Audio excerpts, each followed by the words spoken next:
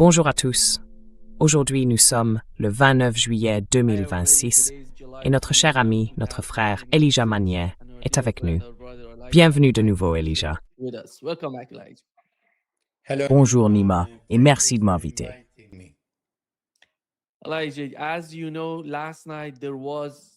Elijah, comme vous le savez, il y a eu une attaque contre l'Irak la nuit dernière, ce qui était nouveau. C'était une attaque américano-saoudienne contre l'Irak. Elle visait les FMP, les forces de mobilisation populaire, qui font partie de l'armée irakienne. Et c'est différent de ce dont nous parlions avant de commencer.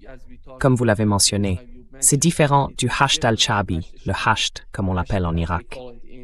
La raison de cette attaque contre l'Irak, c'était les dernières attaques contre des installations pétrolières en Arabie Saoudite. Ils ont dit qu'il y avait eu des attaques de drones, des drones venant d'Irak, qui avaient visé les installations pétrolières. Si je ne me trompe pas, la dernière visait la raffinerie de Yanbu. Puis ils ont dit que la résistance irakienne, les forces irakiennes, les FMP, avaient déclaré qu'elles n'avaient rien fait.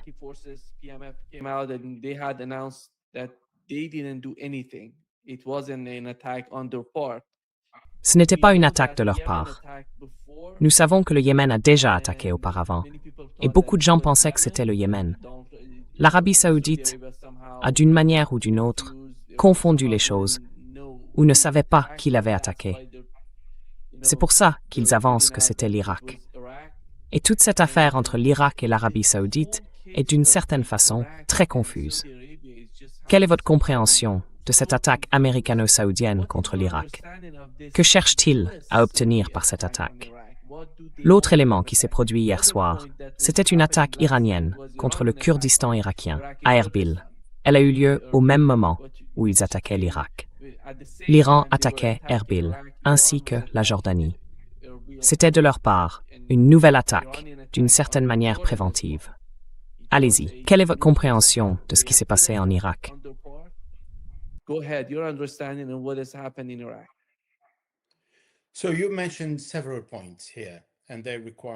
Vous avez évoqué plusieurs points et ils demandent un peu d'explication, si vous me le permettez.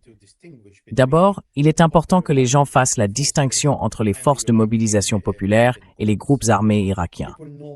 D'ordinaire, on dit forces de mobilisation populaire, et surtout en Occident, c'est fait délibérément. Mais peu de gens comprennent la différence. Ils mélangent tout. En 2014, quand Daesh a attaqué l'Irak et occupé un tiers du pays, j'étais à Bagdad.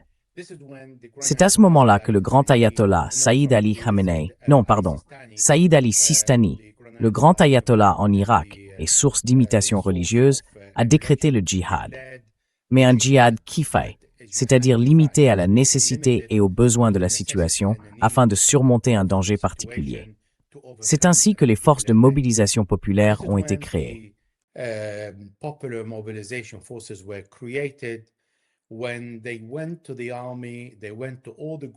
Quand ils sont allés dans l'armée, ils sont allés chercher tous les groupes qui avaient résisté aux forces d'occupation américaines, parce que l'armée n'avait pas une formation adéquate.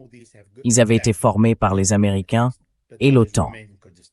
Tous ceux-là sont partis, ou du moins la plupart, mais d'autres restent au Kurdistan. Ces groupes sont donc devenus, les forces de mobilisation populaire, sont devenus un mélange de nombreux groupes irakiens qui avaient combattu les forces d'occupation, parce que les États-Unis s'étaient eux-mêmes déclarés forces d'occupation en Irak.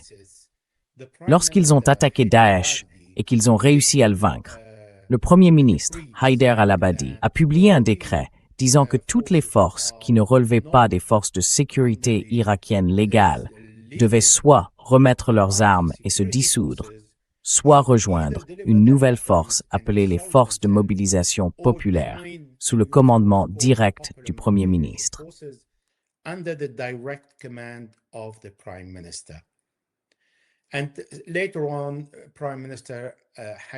Et plus tard, le Premier ministre Adel Abdelmahdi a adopté ce décret, et les forces de mobilisation populaire sont devenues des forces de sécurité irakiennes régulières, sous le commandement du Premier ministre. De nombreux groupes se sont dissous, d'autres non. Mais beaucoup de ceux qui se sont dissous ont rejoint les forces de mobilisation populaire. Et bien sûr, ils ont une certaine influence sur les groupes qui se trouvent au sein des forces de sécurité. L'Irak est donc un cas particulier.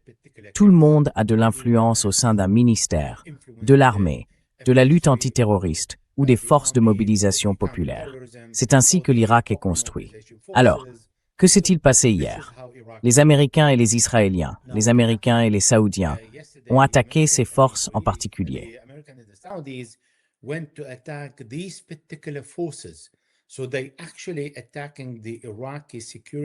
Ils s'attaquent donc en réalité aux forces de sécurité irakiennes placées sous l'autorité du Premier ministre. Et la zone visée est immense. Ce n'est pas une zone secrète. Au contraire, il s'agit de casernes et de camps visibles, déclarés. Il n'y a rien de secret là-dedans. Et cela couvre tout le territoire irakien, du nord au centre jusqu'au sud. On parle donc de Bartella et de Ninive au nord. On parle des dépôts à Kirkouk et près d'Erbil. On parle d'Amerli dans la province de Salah ad-Din, une position très stratégique où Daesh s'est battu et a tout fait pour contrôler cette zone. Ils ont attaqué le camp de Mohammadi, à Diyala. Ils ont attaqué Bagdad.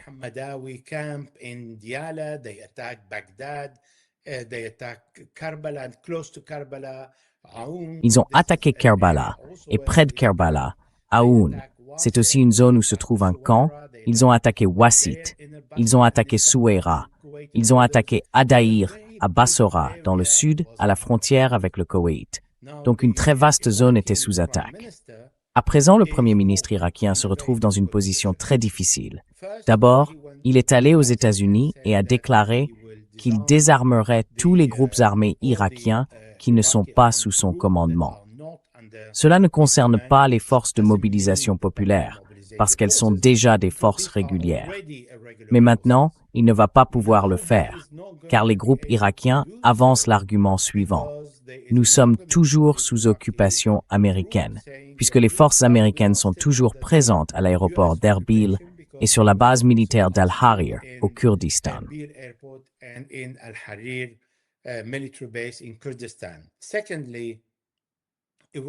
Deuxièmement, l'Irak ne jouit pas de sa souveraineté dans son espace aérien ni sur son territoire. Les Américains peuvent faire ce qu'ils veulent. Les Israéliens peuvent faire ce qu'ils veulent. Et maintenant, les Saoudiens peuvent faire ce qu'ils veulent. Donc le Premier ministre a perdu l'argument qui consistait à dire « Eh bien, il n'y a pas besoin de cela. Il y a des forces régulières. » Toute action de ces forces régulières signifie que c'est le gouvernement irakien qui agit, et cela peut très mal rejaillir sur ce gouvernement. Si des groupes locaux, qui se qualifient de militants, de résistance ou peu importe, agissent contre les Saoudiens, les Américains ou les Israéliens, alors il est plus facile pour le gouvernement de s'en dissocier. Deuxièmement, à mon humble avis, je pense que les Saoudiens sont tombés dans le piège.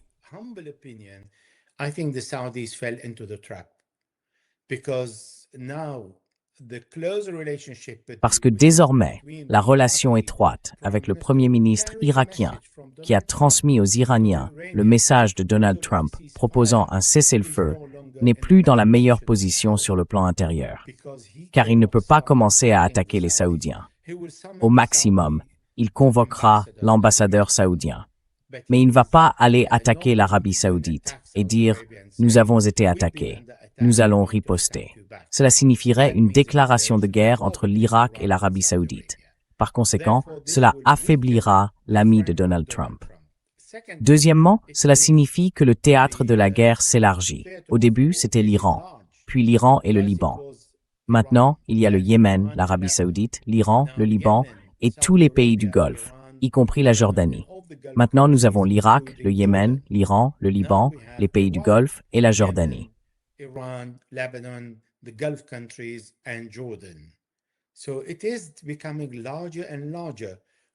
Donc ça prend de plus en plus d'ampleur.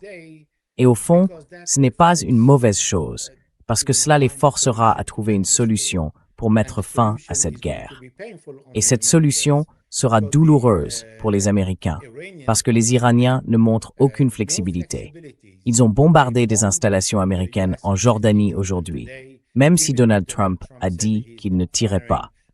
Mais quelques heures plus tard, il a tiré sur les frontières entre Erbil, au Kurdistan irakien, l'Irak et l'Iran. On voit donc que les représailles américaines restent très timides. Mais on voit aussi un défi très clair lancé par les Iraniens aux Américains. Ils disent « Nous n'accepterons pas que vous décidiez quand il y a la guerre et la paix, ni que vous décidiez quand vous arrêtez.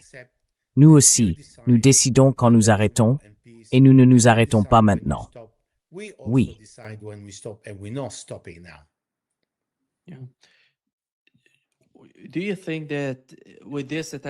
Pensez-vous qu'à la suite de cette attaque, nous allons voir une réponse de l'Irak? Je ne parle pas du gouvernement irakien, mais de la résistance irakienne, qui répondrait à ce qui s'est passé en Irak. Car si c'était le cas, cela ouvrirait un nouveau front pour l'Arabie saoudite.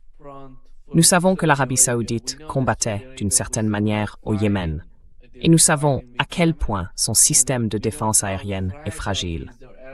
Elle ne pourra pas se défendre si ces groupes au Yémen et en Irak décident d'attaquer l'Arabie saoudite.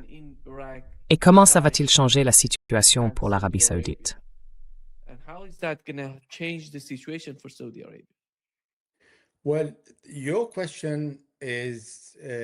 Eh bien, votre question rejoint exactement ce que je disais. L'Arabie saoudite est tombée dans le piège, ce qui veut dire que les groupes irakiens riposteront certainement, car plus de 20 membres des forces de sécurité ont été tués et 33 blessés, et ce bilan continue d'augmenter. Comme je l'ai dit, plusieurs sites ont été frappés, notamment des camps d'entraînement qui n'ont rien à voir avec une quelconque activité opérationnelle, à l'intérieur ou à l'extérieur du pays. C'est là que toutes les recrues sont formées. Donc, il y aura inévitablement des représailles, mais pas de la part des forces de mobilisation populaire, parce qu'elles ne peuvent pas prendre l'initiative sans l'ordre du Premier ministre.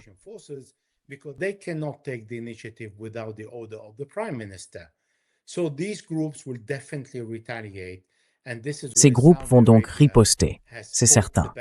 Et c'est là que l'Arabie saoudite a vraiment provoqué l'ours. Elle s'en est prise non seulement au Yémen, mais aussi aux forces de mobilisation populaire. Elles ont un énorme avantage sur l'Arabie saoudite sur un point, pas en matière d'armement. Non, les Saoudiens sont mieux armés. Ils sont soutenus par les Américains et ils paieront les Américains pour tous les actes qu'ils mènent avec eux. Mais ces gens ont une idéologie et ils ne croient pas à la défaite. Ils croient au sacrifice. Les menacer, les tuer, cela revient à les conduire vers ce en quoi ils croient, un autre monde, meilleur. Inévitablement, ils vont attaquer l'Arabie saoudite.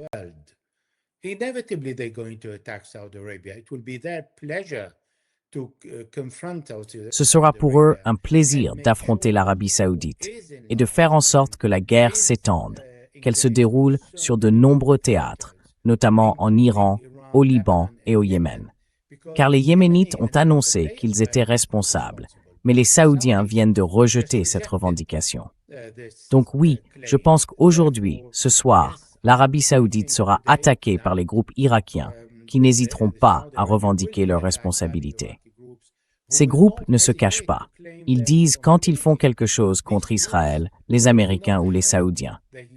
Et ils sont pleinement conscients des conséquences. Donc ma réponse à votre question est oui. L'Arabie saoudite sera davantage impliquée. Elle se trouve dans une situation fragile. Aucun pétrole ne peut être vendu via le détroit d'Ormuz sans l'accord de l'Iran.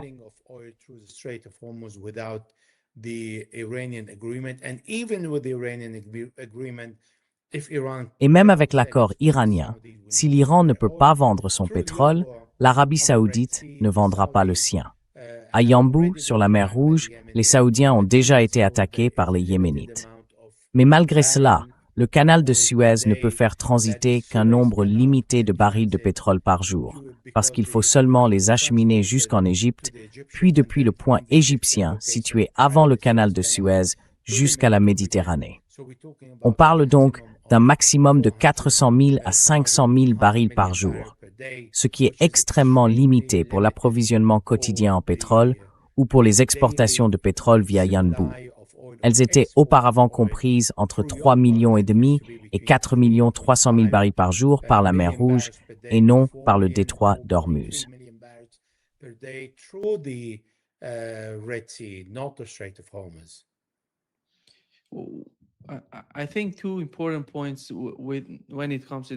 Je pense qu'il y a deux points importants dans le cas de l'Irak.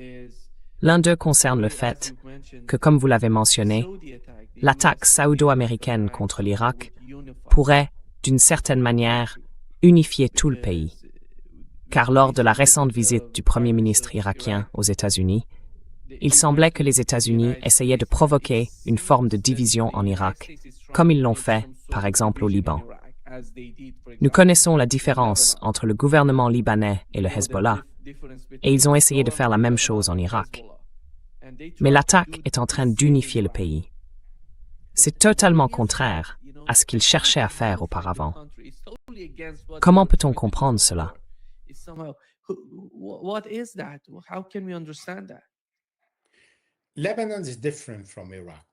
Le Liban est différent de l'Irak.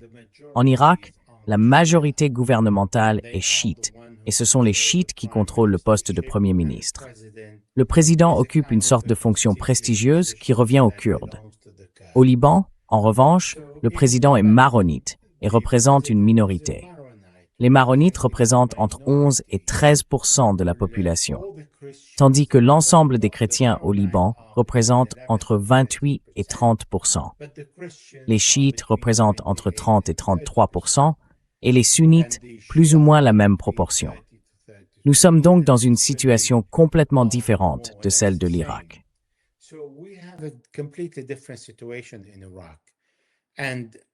Et la décision du Premier ministre irakien de désarmer tous les miliciens d'ici la fin septembre ne tiendra pas à cause de cette attaque et des attaques continues qui vont avoir lieu aujourd'hui, demain, dans les prochains jours et les prochaines semaines si cette guerre ne prend pas fin.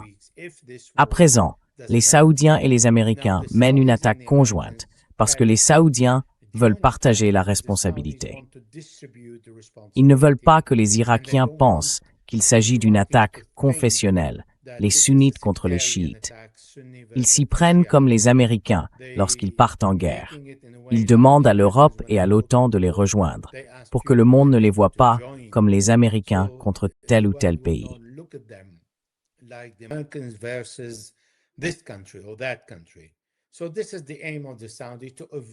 C'est donc l'objectif des Saoudiens, éviter cette approche confessionnelle avec l'Irak. Et vous dites, nous le faisons avec les Américains, et les Américains ne sont ni sunnites ni chiites. Donc, nous vous attaquons parce que vous nous avez attaqués. Mais ils frappent la mauvaise cible, comme les Américains le font en Irak depuis des décennies.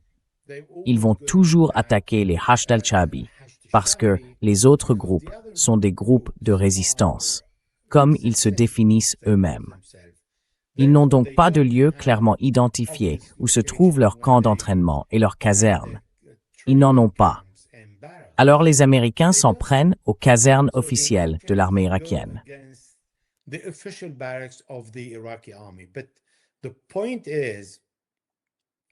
Mais le problème, c'est que le gouvernement irakien n'a jamais pris position contre les États-Unis pour violation de sa souveraineté. Parce que les revenus du pétrole, dont dépend 90% du budget irakien, arrivent d'abord immédiatement à la réserve fédérale américaine. Puis ils repartent vers l'Irak selon la volonté des États-Unis pour que l'Irak reçoive les dollars et récupère son propre argent. Le gouvernement irakien est donc pris dans cette triangulation. Vente du pétrole, réserve fédérale aux États-Unis, puis Bagdad, qui reçoit finalement ses propres avoirs. C'est pour cela que l'Irak hésite à affronter les États-Unis sur quoi que ce soit. Et la première chose que l'Irak devrait faire, c'est sortir de ce lien, de cette triangulation, et devenir indépendant en utilisant une autre monnaie que le dollar américain.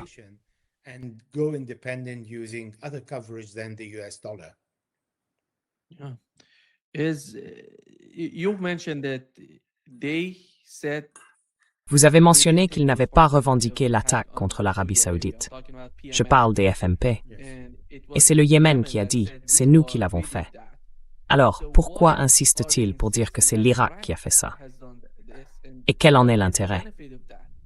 Vous savez, l'attaque contre le Yémen, la réponse de l'Arabie saoudite. Nous avons vu des attaques dans les montagnes du Yémen, ce qui n'avait rien de nouveau pour le Yémen. Et dans la plupart de ces attaques, au moins 4 installations importantes ont été touchées, jusqu'ici, en Arabie saoudite. À Jizan, si je ne me trompe pas. C'était Jizan. Jizan, oui. L'une d'elles était une raffinerie et des installations de stockage de pétrole à Jizan. Il y avait aussi la raffinerie de Yanbu et une raffinerie à Abqaiq, en Arabie saoudite. Cela fait 4 cibles jusqu'à présent. Il semble que le Yémen les ait toutes visées, mais on ne voit pas beaucoup de réactions de l'Arabie saoudite contre le Yémen. Hier, il y a aussi eu une attaque yéménite contre un pétrolier saoudien, à laquelle l'Arabie saoudite n'a pas répondu. En gros, ils essayent d'ignorer le Yémen et de se concentrer sur l'Irak.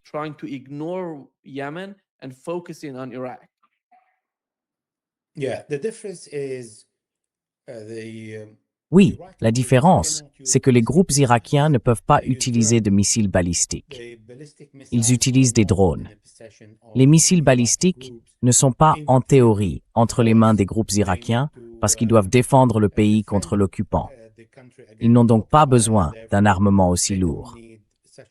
Mais comme l'Iran ne peut pas répondre officiellement, en tant qu'État, contre les États-Unis, ils vont attaquer les forces de mobilisation populaire parce que c'est le maillon le plus faible en matière de riposte. Pas sur le plan de l'idéologie, ni des capacités des forces de mobilisation populaire. Au contraire, je me souviens qu'en 2019, quand j'étais en Irak, c'était la période de la fin de Daesh. La Turquie avait menacé d'aller occuper une partie de l'Irak et d'entrer en Irak.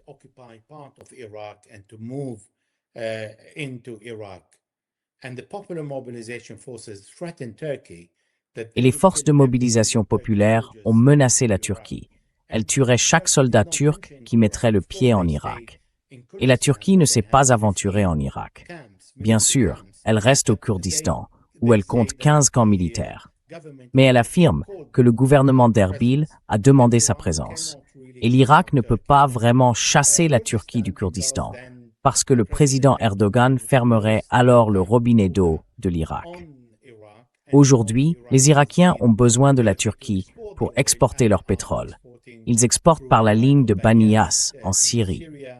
Ils ont donc aussi besoin d'une autre voie pour exporter le pétrole via la ligne Kirkuk-Erbil qui va vers la Turquie afin de pouvoir vendre un peu plus de pétrole et ne pas faire faillite.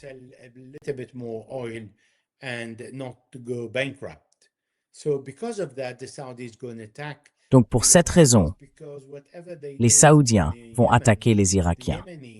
Parce que quoi qu'ils fassent au Yémen, les Yéménites ripostent immédiatement et avec force.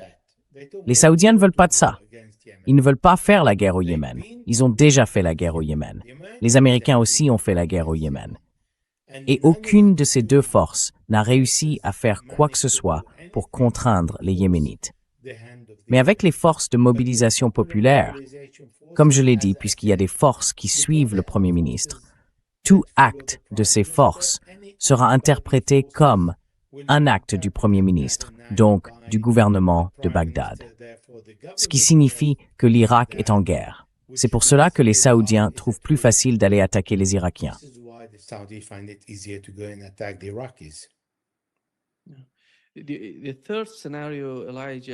Le troisième scénario, Elijah, ce serait que l'Arabie saoudite ait affirmé hier avoir subi une nouvelle attaque.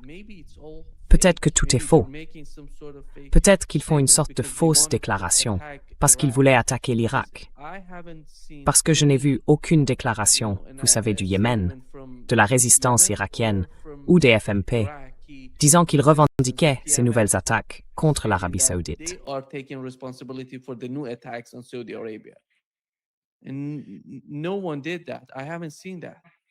Et personne n'a fait ça. Je n'ai pas vu ça.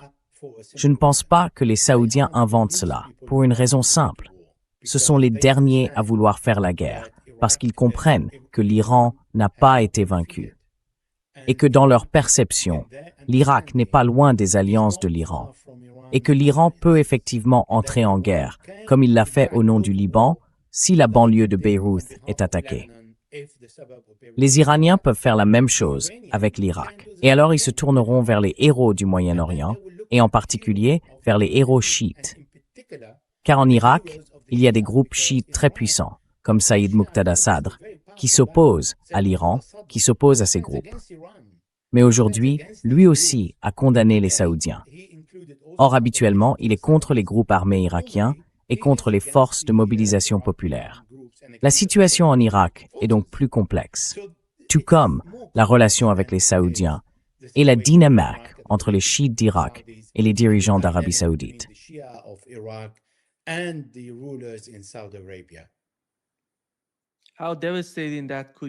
À quel point cela pourrait-il être dévastateur pour l'Arabie saoudite, Elijah? Partons du principe qu'ils décident d'escalader non seulement la résistance irakienne, mais aussi avec le Yémen. À quel point cela pourrait-il être dévastateur pour les installations pétrolières saoudiennes, compte tenu des systèmes de défense aérienne et des capacités dont ils disposent actuellement?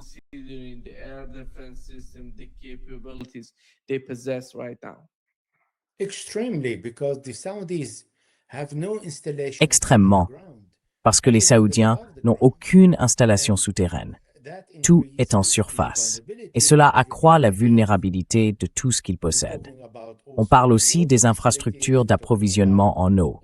On parle du pétrole et du gaz, pour la consommation intérieure comme pour l'exportation. Cela paralyserait le pays si les dirigeants saoudiens décidaient de s'engager dans une guerre contre le Yémen, l'Irak ou l'Iran.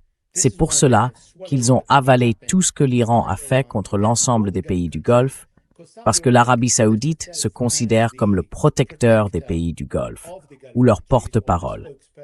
Même si cela s'est considérablement réduit depuis les sanctions qu'ils ont imposées au Qatar il y a 6 ou 7 ans.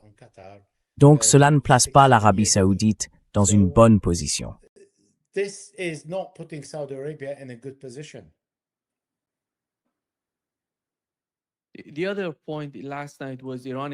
L'autre point, hier soir, c'était l'attaque iranienne contre la Jordanie, Elijah.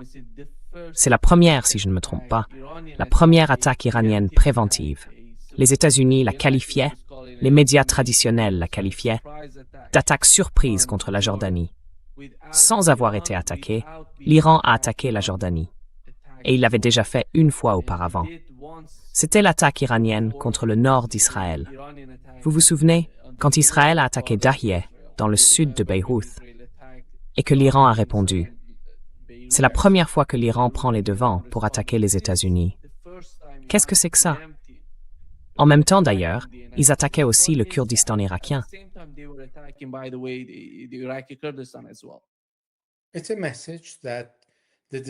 C'est un message. La décision de la guerre et de la paix n'est pas entre les mains des Américains. C'est un message qui dit que les Américains peuvent déclencher une guerre, mais qu'ils n'ont pas le dernier mot.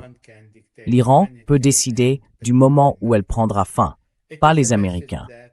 C'est un message qui dit que l'Iran dispose encore de capacités militaires, lui permettant de riposter et d'attaquer des intérêts américains au Moyen-Orient. C'est un message qui dit que l'Iran a encore suffisamment de capacités pour poursuivre les attaques et reprendre l'avantage dans la guerre. Si les Américains veulent répondre durement, ils riposteront. Et c'est un message pour dire qu'il est dans l'intérêt de tous, dans les pays du Golfe et au Moyen-Orient, que cette guerre s'arrête. Sinon, tout le monde en souffrira.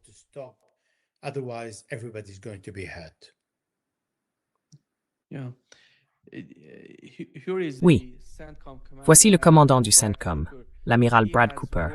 Comme Reuters l'a rapporté, il a averti que les vidéos prises avec des téléphones portables et les publications sur les réseaux sociaux peuvent aider l'Iran à évaluer l'efficacité de ses frappes contre des bases américaines. Et certains soldats américains déployés pourraient bientôt recevoir l'ordre de remettre leur téléphone portable. Vous savez, en gros, ce n'est pas une politique des pays du CCG. On l'a déjà vu en Israël, quand l'Iran attaquait Israël. Les pays du CCG font la même chose. D'une certaine manière, ils contrôlent tout. Ils censurent tout. Et là, vous voyez le commandant du CENTCOM s'exprimer ainsi. Et comment, Elijah, quand on regarde les attaques iraniennes, essentiellement contre la Jordanie, on n'a pas vu d'attaque au Koweït ni à Bahreïn. Pour l'instant, elles sont concentrées sur la Jordanie. Que savons-nous des forces américaines et des armes qu'elles ont dans la région ou de la manière dont elles soutiennent ces attaques en Irak? Par exemple, l'attaque américano-saoudienne contre l'Irak.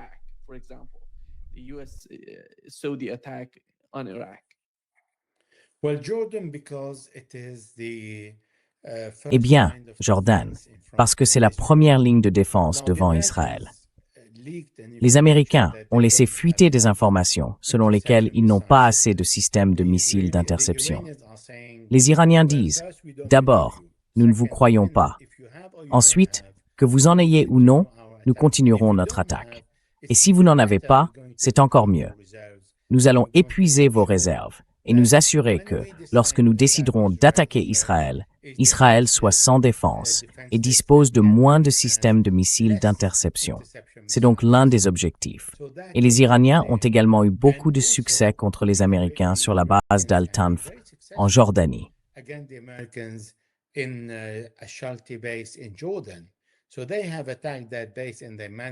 Ils ont donc attaqué cette base et ils ont réussi à faire plusieurs morts parmi les Américains. C'est aussi une façon pour les Iraniens de dire aux Américains « Lorsque nous voulons relâcher la pression sur les pays du Golfe, parce que vous partez d'Israël et de Jordanie, nous allons vous attaquer en Jordanie pour faire en sorte que ce ne soit plus votre refuge sûr, et vous devez quitter la région. » C'est pourquoi nous voyons autant d'attaques contre les pays du Golfe, plutôt que des attaques directes contre des intérêts américains.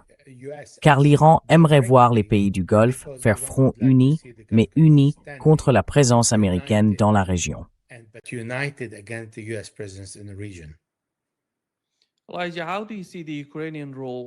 Elijah, comment voyez-vous le rôle de l'Ukraine en Irak?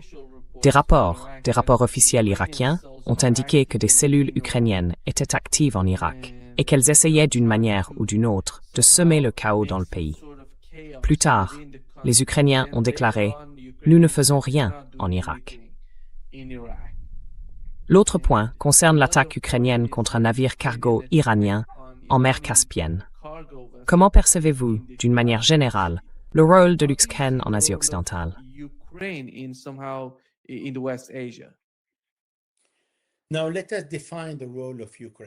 Maintenant, définissons le rôle de l'Ukraine. D'abord, au tout début de la guerre, après février 2022, le secrétaire américain à la Défense, Lloyd Austin, a déclaré « Nous avons 50 nations réunies à Ramstein en Allemagne, sur une base militaire américaine, pour un seul objectif, 24 heures sur 24, 7 jours sur 7, organiser, assurer la logistique des approvisionnements et mener la guerre de l'Ukraine contre la Russie. » Donc, tout ce que fait l'Ukraine, ce n'est pas l'Ukraine, c'est l'OTAN qui fait le travail. Quand l'Ukraine a attaqué le navire, je ne sais pas si c'était par erreur ou délibérément. Quoi qu'il en soit, l'Iran a dit qu'il riposterait. C'est là qu'il y a eu un contact immédiat entre le ministre ukrainien des Affaires étrangères et le ministre iranien des Affaires étrangères pour tenter d'apaiser les tensions.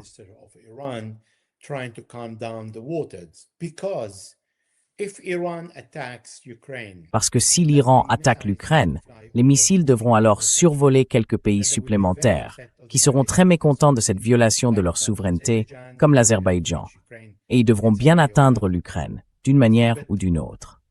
Mais l'Iran peut faire autre chose. Reconnaître le Donbass, Zaporizhia, Kherson. Nous parlons des 4 provinces que le président Poutine a dit vouloir occuper et annexer à la Russie. Les reconnaître, y compris la Crimée, ce serait un coup très dur pour l'Ukraine.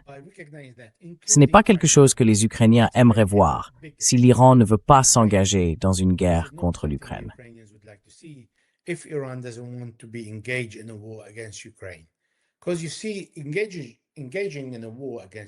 Parce que vous voyez, entrer en guerre contre l'Ukraine, c'est l'entrée en guerre contre l'OTAN.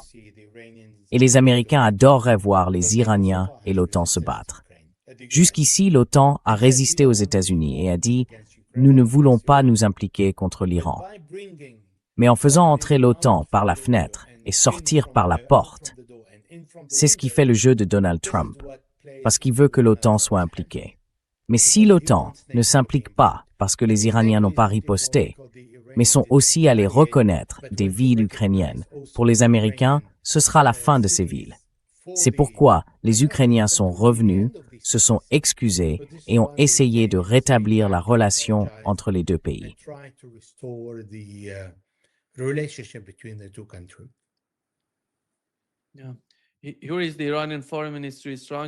Voici le ministère iranien des Affaires étrangères, qui condamne fermement les récentes attaques américano-saoudiennes contre des zones en Irak, les accusant de viser des installations relevant d'institutions de l'État irakien et des lieux associés aux pèlerins de l'Arbaïn. Oui. Yes. There was one position, the gathering of Il y avait un point de rassemblement, des pèlerins venus de tout le monde, islamique et non islamique, pour visiter l'imam Hussein, le 40e jour après son assassinat. Et cela a fait un grand nombre de victimes. And that created a large number of casualties.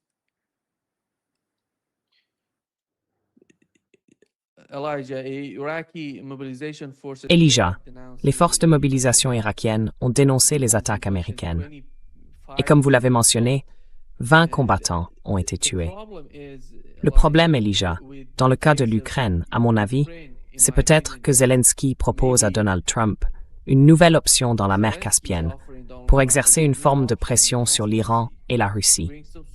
Car nous savons que des communications entre l'Iran et la Russie ont lieu pendant que nous parlons. Et personne dans la mer Caspienne ne pourrait interférer avec ces communications. Je ne sais pas si l'Ukraine est prête à le faire en utilisant ces drones. Les Ukrainiens subissent une pression énorme de la part des Russes à cause du blocus d'Odessa, qui est en cours en ce moment même. Et ils sont désespérés de sortir de la situation dans laquelle ils se trouvent.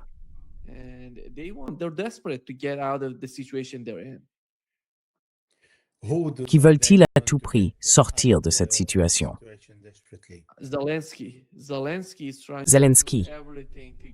Zelensky essaye de tout faire pour s'en sortir, parce qu'ils subissent un blocus russe d'Odessa et qu'ils veulent quelque chose de nouveau de la part des États-Unis. Les États-Unis sont très concentrés sur l'Asie occidentale, comme vous l'avez dit, et eux veulent autre chose. Ils veulent de nouvelles initiatives de la part des États-Unis.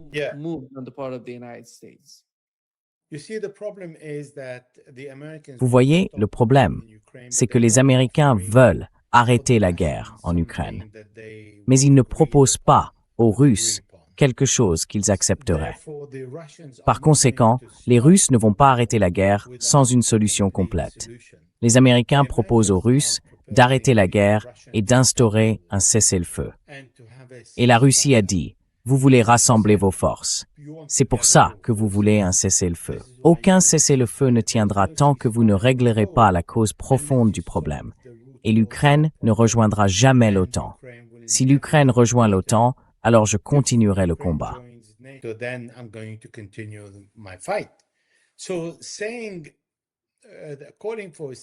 Donc, en appelant à un cessez-le-feu, Zelensky veut la fin de la guerre. Il ne veut pas que la guerre se poursuive. Mais il ne veut pas y mettre fin aux conditions russes, parce que cela signifierait la fin de son pouvoir.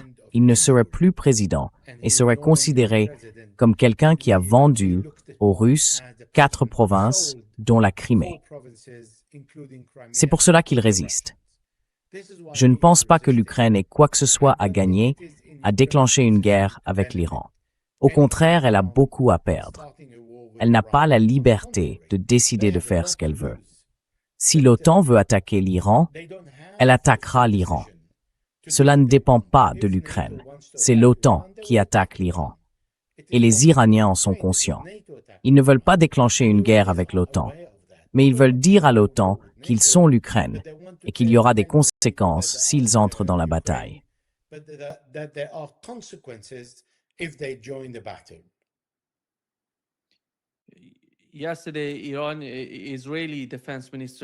Hier, le ministre israélien de la Défense, Israel Katz, a évoqué la manière dont il coopère avec les États-Unis dans les attaques en cours contre l'Iran depuis 2 semaines, par exemple. Et c'était la première fois qu'il reconnaissait que les États-Unis intervenaient ou qu'il coopérait avec les États-Unis. Aujourd'hui, le CENTCOM n'est pas content de ces nouvelles déclarations.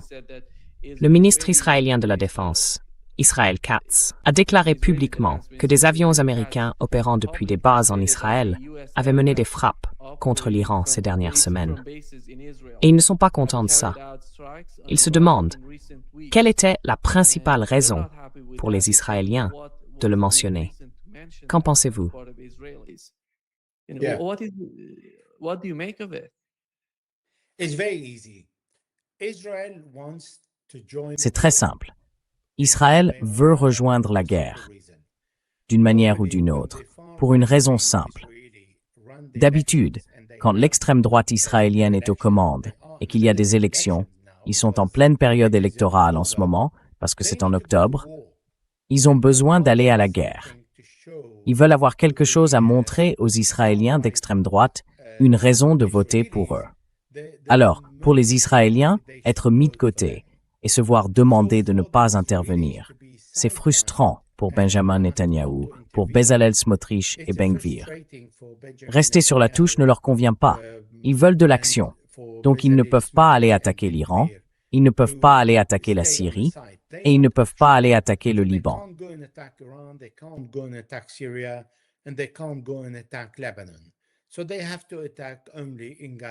Ils doivent donc attaquer seulement à Gaza et en Cisjordanie. Mais cela ne leur suffit pas. Alors, ce que les gardiens de la révolution disent à l'Iran, c'est « S'il vous plaît, venez nous bombarder, afin de nous donner la possibilité de vous bombarder. » Parce que Netanyahou n'écoutera jamais Donald Trump, qui lui demanderait de ne pas bombarder si Israël est bombardé. Israël dira « J'ai le droit de me défendre, et je dois me défendre. » C'est donc ce que les Israéliens essaient de faire, bombarder et détruire tous les dépôts de pétrole. Ils ont proposé à Donald Trump de détruire le pétrole iranien. Mais Donald Trump a dit « Le prix du pétrole va monter en flèche et je ne peux pas suivre cette voie. »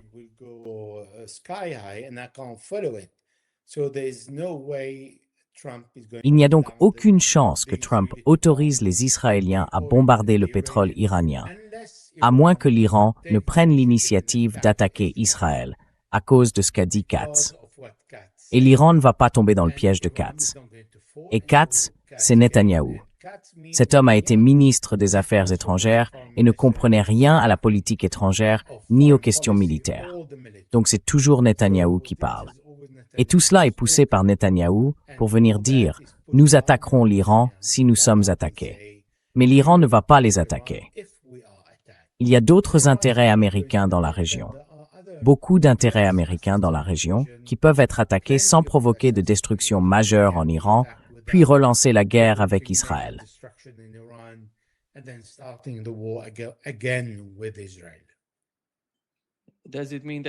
Est-ce que cela signifie que l'Iran se concentrerait surtout sur ses moyens dans la région avant de tout les détruire? Il n'irait pas jusque-là, jusqu'en Israël. Non, il y en a beaucoup, à moins qu'il existe des preuves suffisantes et significatives que le système américain de missiles d'interception est effectivement épuisé. Mais pas avant.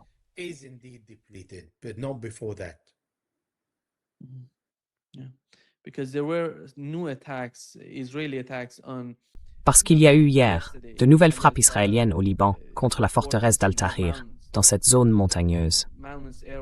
Et aujourd'hui, Israël a accusé le Hezbollah d'avoir lancé un drone contre un véhicule israélien du génie militaire, dans la zone de la crête d'Aliyah Tahrir, au sud du Liban.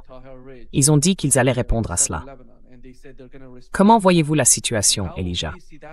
Pensez-vous qu'Israël va d'une manière ou d'une autre faire monter l'escalade? Et est-ce que cela va aider Benjamin? Parce que tout dépend de la situation de Benjamin Netanyahou et des élections en cours ou à venir en Israël. C'est pour cela qu'il était à Washington. Il a essayé à plusieurs reprises d'obtenir cette rencontre, et il a fini par l'obtenir de Donald Trump. Il s'y est rendu, il a rencontré Donald Trump, et tout cela vise à améliorer sa position en Israël. Oui?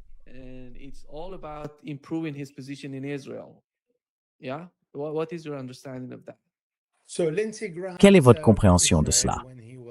Alors, Lindsey Graham a servi Israël de son vivant, comme après sa mort. Et cela a donné à Benjamin Netanyahou la possibilité de venir à ses funérailles et d'être reçu par Donald Trump par une porte latérale, pas par l'entrée principale. Une réunion de 90 minutes, sans image vidéo, montre vraiment que la relation avec Netanyahou, pas avec Israël, avec Netanyahou personnellement, se dégrade.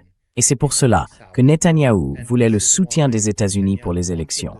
Il est ensuite sorti en se vantant de la bonne relation dont Israël bénéficie avec l'Amérique. D'ailleurs, il a raison, mais pas lui.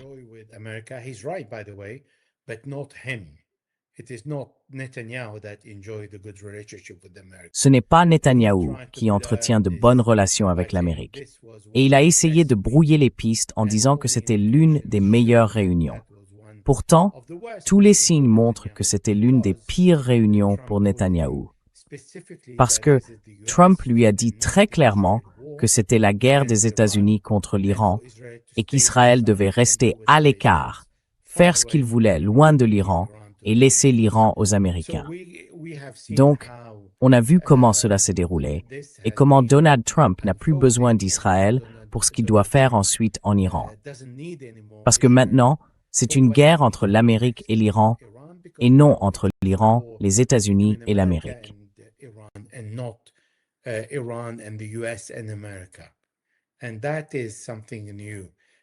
Et c'est quelque chose de nouveau. Benjamin Netanyahou s'est toujours vanté de contrôler les présidents américains et de les défier. Mais il n'a jamais défié un président républicain. Il a toujours défié les présidents démocrates parce qu'il comptait sur les républicains. Cette fois, il y a un républicain, ou quelqu'un qui a rejoint le parti républicain, qui s'oppose à lui. Et c'est là que Benjamin Netanyahou se retrouve coincé. C'est pour cela qu'il essaye de faire quelque chose, en prenant part à une guerre ou en provoquant une entrée en guerre, en forçant l'Iran à bombarder Israël. Mais jusqu'à présent, il n'y parvient pas.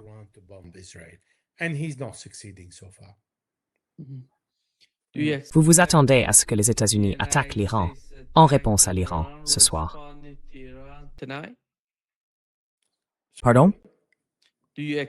Vous attendez-vous à ce que les États-Unis attaquent l'Iran, à des représailles américaines ce soir sur le sol iranien? Bien sûr, bien sûr. L'Iran non plus ne veut pas s'arrêter, parce que la réunion entre l'Iran et Oman n'a finalement pas abouti. Ils disent toujours qu'ils ne sont pas parvenus à un accord. Et les Américains demandent toujours aux navires de passer du côté omanais et les escortent. Aujourd'hui, 3 pétroliers ont été touchés alors qu'ils étaient escortés par les Américains. Les Iraniens ne mettent donc pas fin à la confrontation. Ils disent aux Américains, « Arrêtez-vous. Nous ne nous arrêterons pas. » Les Iraniens n'ont aucune raison d'arrêter la guerre, parce qu'il n'a pas été convenu d'y mettre fin, et certaines conditions n'ont pas été remplies. Voilà où nous en sommes aujourd'hui. Et c'est pourquoi les Américains ont du mal à faire face aux Iraniens. Ils pensaient que la décision de faire la guerre était entre les mains de Donald Trump et non de l'Iran. Or, cela s'est révélé faux.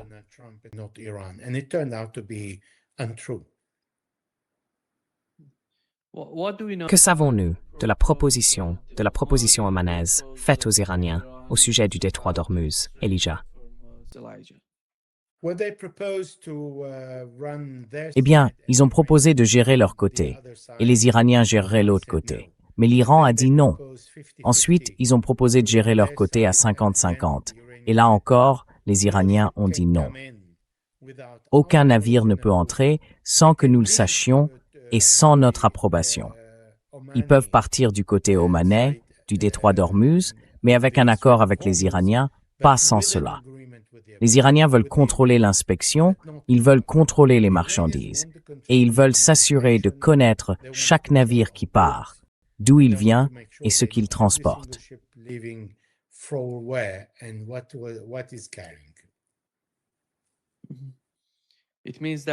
Cela veut dire que la seule façon pour eux d'emprunter le détroit d'Ormuz sera de passer par les itinéraires désignés par les Iraniens, et que ce sont eux qui vont les contrôler.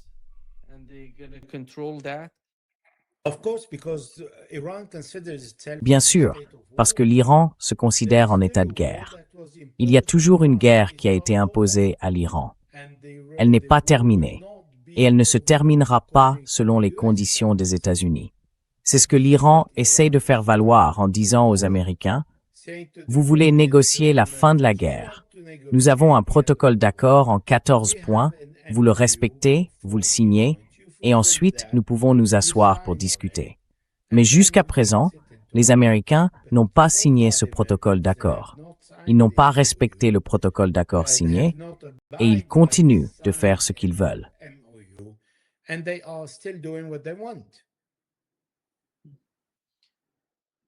Reuters reported, Elijah, that Yemen is considering Reuters a rapporté, Elijah, que le Yémen envisage de mettre en place des péages à Bab el-Mandeb, dans le détroit de Bab el-Mandeb. C'est une nouveauté, car l'objectif est surtout de faire pression sur l'Arabie saoudite. Mais pensez-vous que finalement, nous allons voir deux mécanismes dans le détroit d'Ormuz et à Bab el-Mandeb? two mechanisms in the Strait of Hormuz, in the Bab el-Mandab, the No, Iranian. one mechanism, not two. Only the Iranian mechanism. Non, un seul mécanisme, pas deux. Uniquement le mécanisme iranien. Parce que tant qu'il y a une guerre, il n'y a pas d'accord avec Oman. Il y a une guerre. L'Iran n'est pas prêt à laisser la moindre marge de flexibilité aux Américains. Il ne l'est pas. Et nous avons commencé avec le détroit d'Ormuz, qui n'existait pas avant la guerre. Maintenant, nous arrivons à Bab el-Mandeb. Demain, nous aurons Malacca. Après cela, nous aurons l'Indonésie, puis Panama et le Bosphore. Donc cela continue, encore et encore. Et c'est ce dont Donald Trump a peur. Bien sûr, il y a des différences entre Panama et le canal de Suez, par exemple. Ce sont des canaux artificiels. Mais au bout du compte, ils devront imposer quelque chose si l'Iran parvient à imposer ses règles dans le détroit d'Ormuz. If Iran manages to impose its rules on the Strait of Hormuz. Is it difficult for the Est-il difficile pour les États-Unis ou l'Arabie saoudite de s'opposer au Yémen à Bab el-Mandeb s'ils décident d'y mettre en place un nouveau mécanisme, un système de péage ou quelque chose comme ça? tolling system or something like that? Well, the Americans tried to defeat the. Eh bien, les Américains ont essayé de vaincre Ansar Allah pendant un mois et ils ont échoué. Ils sont partis. L'Arabie saoudite a essayé pendant 7 ans avec les Émiratis et ils sont partis. Alors que pouvez-vous faire contre un mur de ciment si vous avez une fourchette et que vous essayez d'y creuser un trou? C'est la situation quand vous combattez une idéologie et des gens déterminés à se battre jusqu'à la mort si nécessaire. Pas parce qu'ils aiment la mort, mais parce qu'ils sont prêts à faire des sacrifices. L'équation a changé. Les Américains ne sont plus les maîtres du monde. Les Américains ne sont plus les maîtres des points de passage stratégiques. Ce ne sont plus eux qui décident qui peut naviguer où et dans quelles conditions. Les pays qui sont responsables du détroit d'Ormuz, de Malacca, du canal de Suez, de Gibraltar, de Panama, du Bosphore, ce sont eux qui vont décider quand cette guerre prendra fin au bénéfice de l'Iran. Et c'est cela que les Américains redoutent, le déclin de l'Empire américain. This is what the Americans are afraid of, the decline of the US empire. And the outcome for Yemen would be Et le résultat pour le Yémen serait incroyablement bénéfique pour le Yémen. Imaginez un peu, avec ce siège, avec ce blocus contre l'Arabie saoudite, ils obligent l'Arabie saoudite à lever son blocus sur le Yémen. Et s'ils obtiennent le mécanisme de péage à Bab el-Mandeb, ce sera énorme pour le pays et pour l'avenir du Yémen. It's going to be huge for the country and for the future of Yemen. Always it starts like this. Ça commence toujours comme ça. D'abord, les Yéménites disent « Vous levez les sanctions et nous levons le blocus du détroit de Bab el-Mandeb ». Ensuite, les Saoudiens ripostent. Et quand ils ripostent, les Yéménites disent « D'accord, maintenant, nous imposons des frais ». Puis les Saoudiens disent « D'accord, nous levons les sanctions et le blocus ». Et les Yéménites répondent « Eh bien, trop tard. Vous levez les sanctions et le blocus, mais nous imposons quand même des frais ».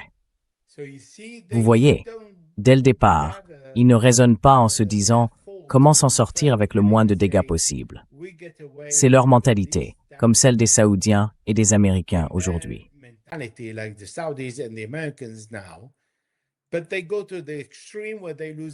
Mais ils vont à l'extrême, au point de perdre encore davantage. Regardez ce qui se passe. Dans le détroit d'Ormuz, c'est pareil. L'Iran dit, pendant 60 jours, je ne vais pas demander de redevance. Levez le blocus et je lèverai le blocus. Et les Américains ont insisté. Il y avait un protocole d'accord qui n'a pas été respecté. Maintenant, les Iraniens disent que c'est terminé. Nous percevrons toujours des redevances à Bab el-Mandeb. Oui, dans le détroit de Mauritius. Et maintenant les Yéménites disent, nous voulons percevoir des redevances à Bab el-Mandeb. Yeah. Let me just bring it. Please go and follow Je voudrais juste le Elijah on mentionner. his website. Allez suivre Elijah sur son site internet. Vous voyez, ejmanier.com. Allez-y et suivez Elijah sur son site. Vous y trouverez beaucoup d'informations qu'on ne trouve nulle part ailleurs. Et merci Elijah d'avoir été avec nous aujourd'hui. C'est toujours un grand plaisir. Great pleasure, as always. Merci beaucoup, Nima, de m'avoir invité et pour votre soutien. The